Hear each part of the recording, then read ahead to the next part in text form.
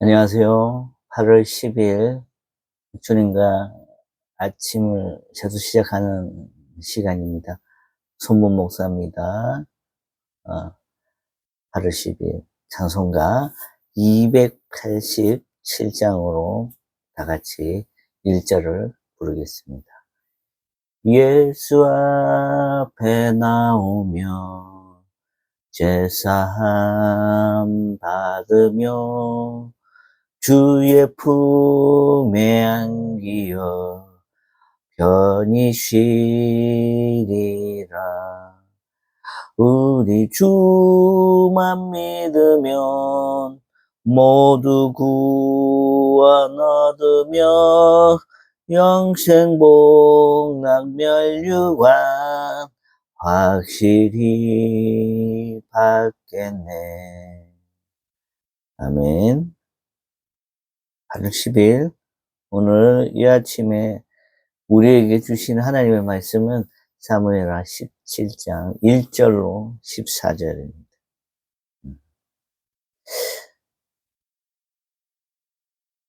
이제 어제까지 말씀이 이제 도망간 다윗 진영의 그런 상황을 보여준 장면이라면 오늘부터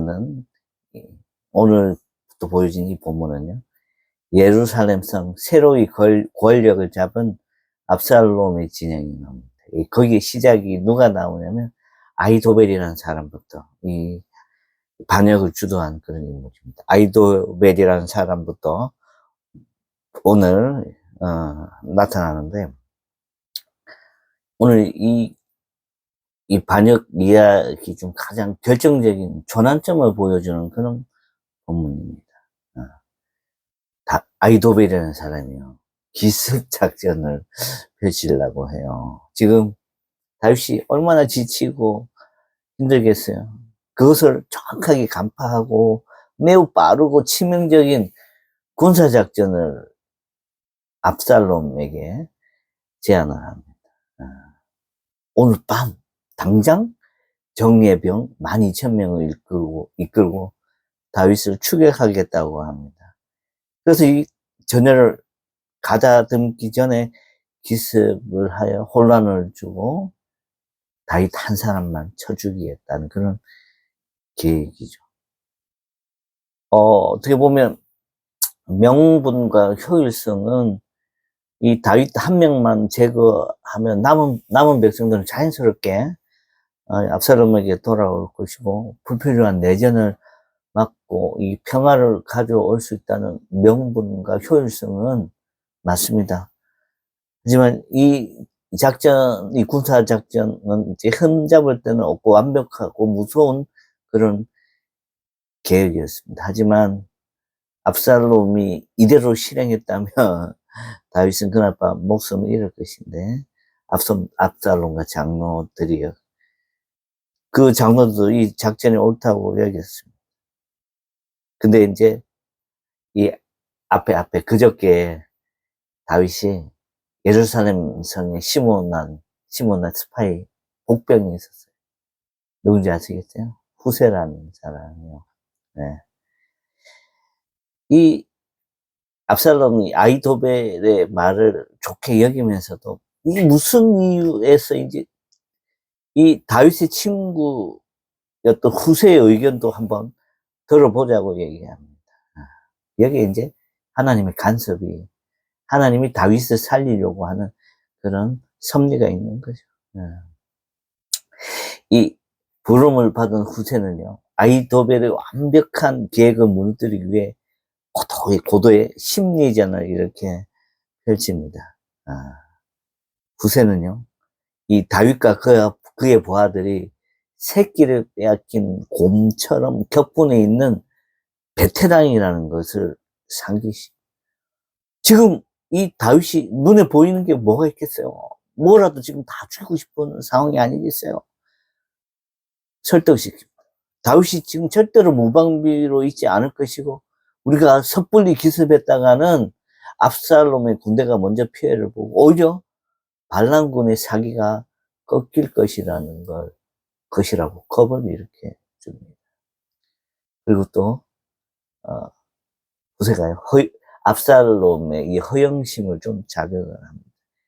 후세가 기습하는 대신 전국적인 징집을 제안합니다. 어디서부터 어디냐면 단에서 브에세바라는 이 이스라엘의 지도, 이스라엘의 경계선, 이 국경선이죠, 일종의.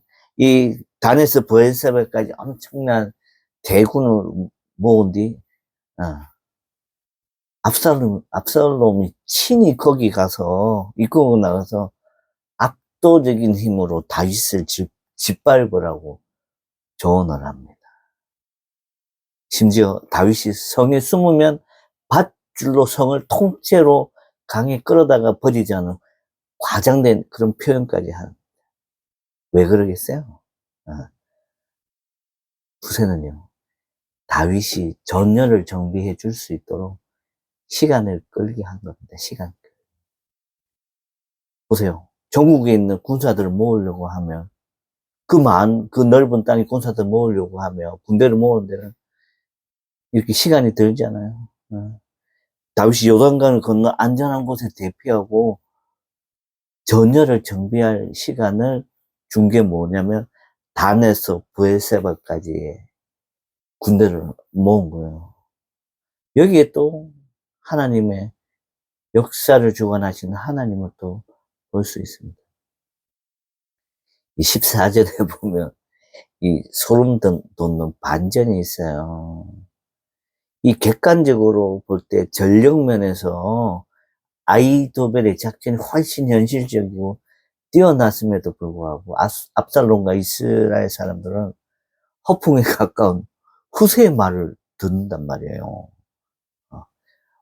사실 보세요. 후세가 다윗과 함께 도망갔다가 돌아온 사람. 사독과 아비아달 제사장들도 다윗과 함께 갔다가 이들만 온 사람이에요.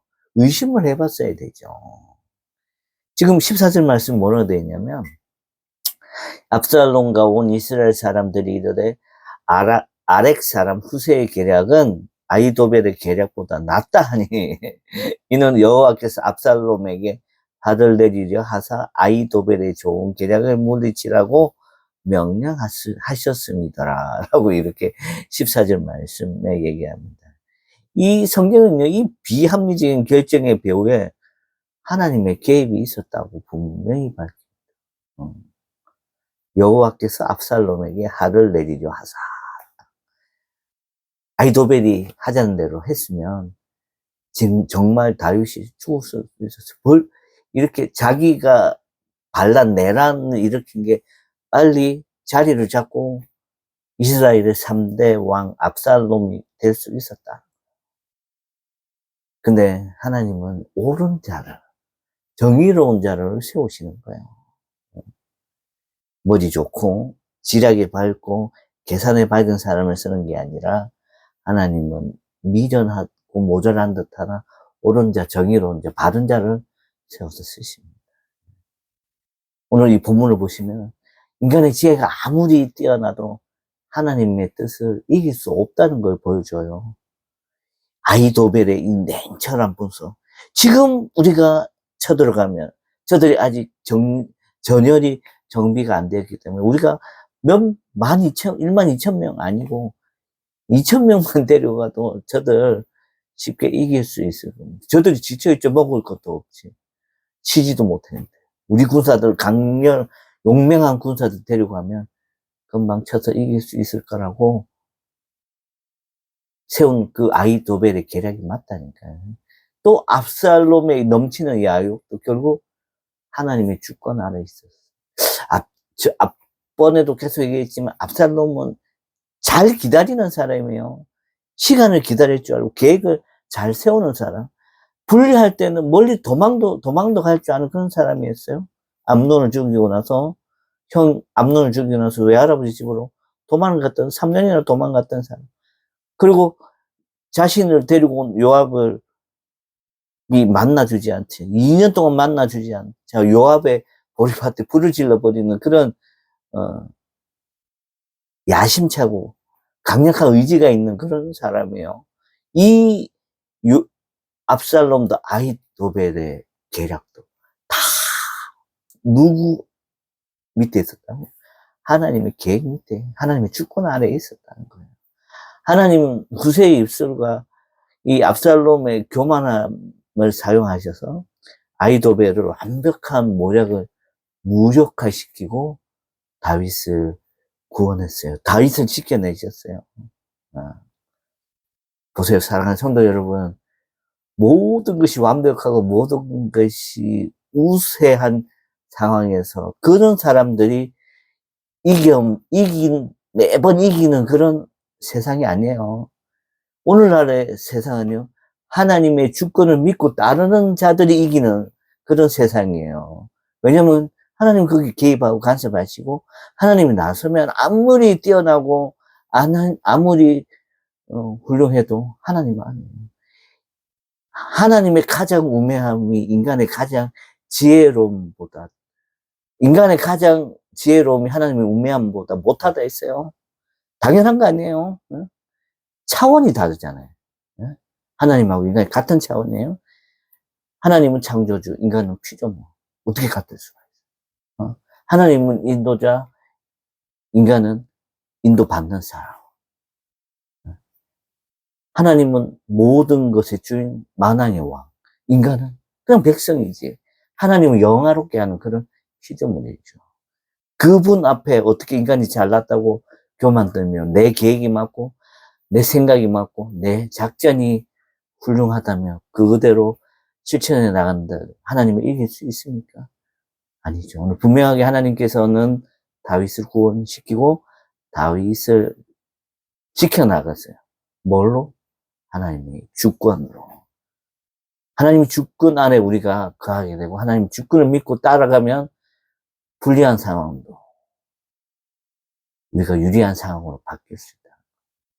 우리가 지켜냄을 받는다는 사실을 분명히 깨닫고 가는 오늘 하루가 되기를 축복합니다. 기도합니다.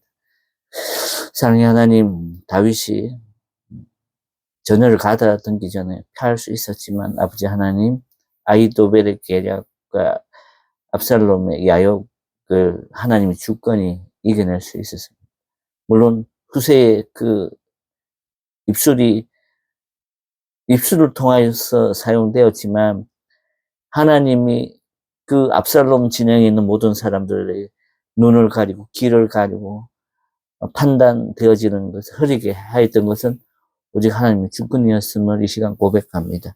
아버지 하나님, 모든 강한 자만이 이기는 세상이 아닙니다.